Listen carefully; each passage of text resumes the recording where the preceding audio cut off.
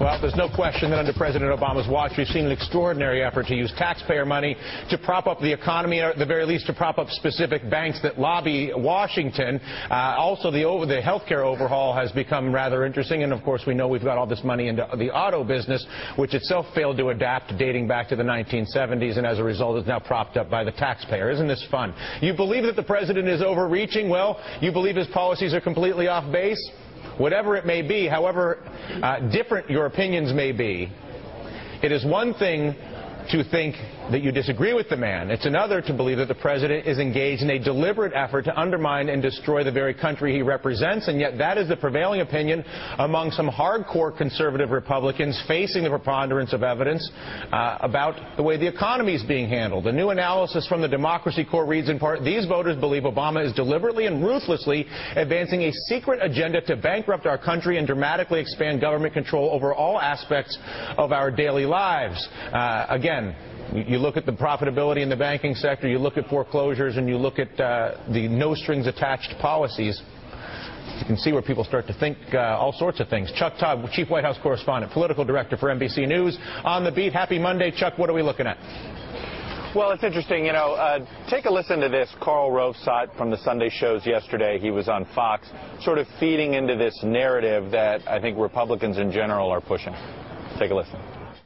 I mean, this is an administration that's getting very arrogant and slippery in its dealings with people, and if you dare to oppose them, they're going to come hard at you and they're going to cut your legs off.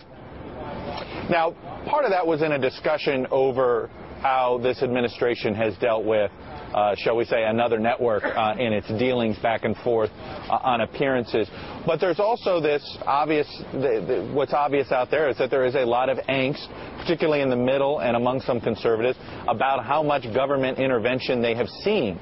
Now, of course, the big question is, how different would it have been had there been a President McCain, Dylan? I mean, I think you still would have seen the auto bailouts. You probably still would have seen the TARP bailouts. And would we be seeing the same type of anger out there? Probably so, as anytime you see a lot of government action, there is always a big chunk of Americans that are hesitant about it. Yeah, I totally agree with that. And the other thing that struck me, Chuck, is the irony of that. Wasn't Karl Rove describing the Bush administration in that soundbite?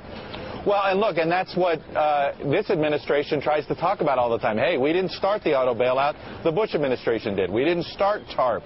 The Bush administration did. But, you know, he actually gets at a point that this administration needs to be careful, and that is this idea that they're not feeling the pain of the average American when it comes to unemployment, for instance, and that they're not feeling the anger that's out there over what it is. What I think it is, it's the fact that a lot of Americans don't feel they don't have a lot of control over their own lives, and so this idea that government is the safety net, fine, but when they become the safety net and in control of too many things, that's where they get a little nervous. So it's this lack of control in their own lives that has them angry at government. And then when they become the free bank to Goldman Sachs to make a few billion a quarter, then they really start to get irritated. Dylan, by the way, Goldman Sachs is becoming the boogeyman on this administration the way the Carlyle Group used to be used as a sledgehammer against the Bush administration. I think it's a fascinating narrative that's developing, and one that this administration better be very nervous about, as well as Goldman Sachs. Yeah, and the Treasury is the custodian of America's capital, and if the Treasury is delivering no strings attached money to businesses in this country,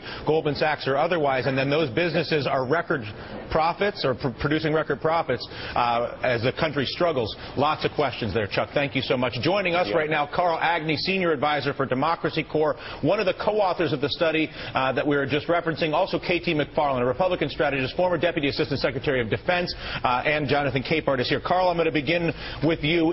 Very briefly, what did your poll conclude? In other words, I know the headline, but what struck you in the data when you looked underneath why people thought this and who the people that thought it were? Well, what we did was we conducted a series of focus groups, actually, and then supplemented that with some polling data that we've done over the last few months. And what we really found was, when we were all growing up, we were taught to think of politics as a left-to-right continuum. And what we found is that there's really now a growing gap between even the most conservative of independent voters and the Republican base voters, who really are living in a world apart and have very different attitudes, very different beliefs, and a very different worldview, particularly when it comes to this administration and this president, than even the most conservative of independents. And that really has profound implications for the Republican Party and those who would become the leaders of the Republican Party moving into 2012. And what are the key, when you look at the chasm between deeply conservative voters that you focus grouped and then, let's say, center-right or moderate Democrat voters, this type of thing, what do they point to, those that would talk about deception, that really think that there is a conspiracy theory to bankrupt the country and take over? What is the evidence that they point to make that case, or do they have any?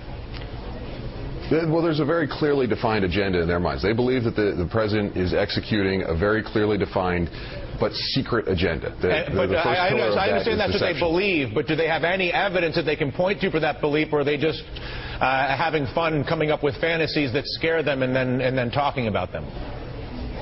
One of the key tactics in their point of view is the speed with which he's trying to execute things. They believe this is deliberately done to obfuscate and to hide the totality of his plan, so that when he gets the legislation through so quickly that the American people, it's going to be too late once they really realize what's going on. So they see speed as one of the key tactics, and then they point to a whole host of things, health care plan being the most egregious in their point of view. Yeah. Independents are divided. They have doubts about the health care plan. Republican-based voters are overwhelmingly opposed. Understood. Let's take a look at the big government full screen, if you will. We have $23.7 trillion right now being deployed out of the Federal Reserve. That's $1 trillion, $23.7 thousand billion currently supporting the U.S. economy out of the Treasury, the Federal Reserve, the FDIC, etc., of course, Goldman Sachs and the rest of them.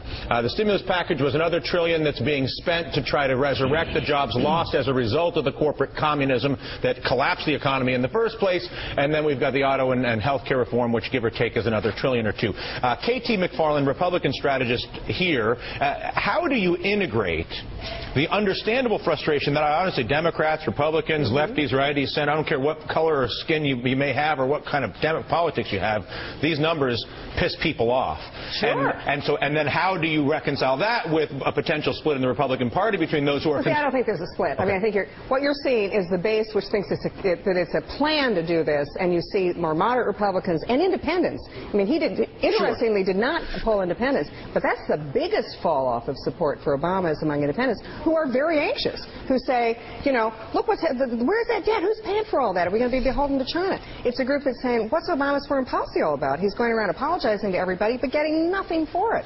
And so those two things alone, the fiscal issue... Sure. I guess my question, what strikes me, though, is I could put at this table conservative Democrats who would say the same thing you just said. I could put at this table moderate Republicans who would say the same thing. I could put all the independents. They'd say, what the heck's going on? And then there's another faction, which is the point that you just made, which that believes this is a conspiracy. Right. And so... how do you where do all those people vote? reconcile the question is, where do all those people vote? Right. Whether you think it's a conspiracy or you think it's incompetence or you think it's a wrong-headed policy, those are all people who are going to be, voting against Democrats and voting against Obama at the next election. So I don't see that there's a problem here for Republicans. I think there's an enormous opportunity. Carl, you agree with that? No, I don't. I think that, first of all, in our polling it has shown that the strong base conservatives make up about 2 out of 3 Republican voters. So they really are the overwhelming majority of the Republican electorate at this point. Wait a minute. And the whole issue is... Yeah. Go ahead. But I think that the problem with all the key difference that we found in our focus groups... Yeah. Go ahead, Carl. Go ahead, talk. Even the most conservative of independents desperately want Obama to succeed. They want to argue over some of the details of his plans, but they want to see them pass. The Republicans overwhelmingly want to see Obama fail. They believe that if he succeeds, it will destroy the country. And so they're very apocalyptic in their approach to the Obama administration and any legislation that they put forward. Even the most conservative independents overwhelmingly support health care reform. They have some concerns about the current bills that are being debated, but that's the big difference. But everyone doesn't. 2/3 of the self-identified Republicans don't support it. They don't want any health care reform. And I guess that's my point. Yeah. Is that there's a constituency that represents themselves as Republican, and to put words in Carl's mouth, that have beliefs that are different than the ones that you're reflecting or that I would reflect about fairness and competition in America. How do you win elections in America right now? Right. Okay, you have somewhere between 30 and 40% of voters self-identify as Republicans, a little bit more, but roughly the same number as Democrats. Who wins elections? It's the person who can appeal to those independents. So what you're saying is, okay, the far right right is over there, and they think it's a conspiracy. They want Obama to fail because they think he's a disaster. Well, that's what Carl's saying. The center is saying, maybe it's not a conspiracy, but I don't think we're going in the right direction with any of this stuff. And that's the voter group that I think you need to look at. I mean, I'm not terribly surprised the far right is going to be there, and I think they have a lot of support within the Republican Party, but they also have a lot of support nationally. I mean, what do you think the Tea Party movement's all about? No, I get it. There's a lot of people who say, I don't know what's going on, but I don't like it, and I don't see where my future is, and I don't see this guy's taking me there. Carl, last word, and I got to go. We have to point out that the Republican Party has the lowest numbers it's ever registered in the history of public polling in this country, and that those numbers have not inched up. Even as concerns about Obama and the Democrats have grown, the Republicans remain mired at their lowest numbers ever. And the independents grow, and where are the independents going? You know, the next poll will talk about where independents are going, because they are increasingly, that's the group that's falling off Obama. Sure, and I think that the polling all just shows basically people's satisfaction with all of Congress and the president has collapsed because people are smart enough to see their money was stolen from them by the banks, and to see that what's being called health care reform is just expanded coverage with no reform because there's an antitrust exemption, there's no choice, there's all the people are not people are not that stupid. That's the reality, and the internet, and we have too much information anyway. Thank you, KT. Thank you.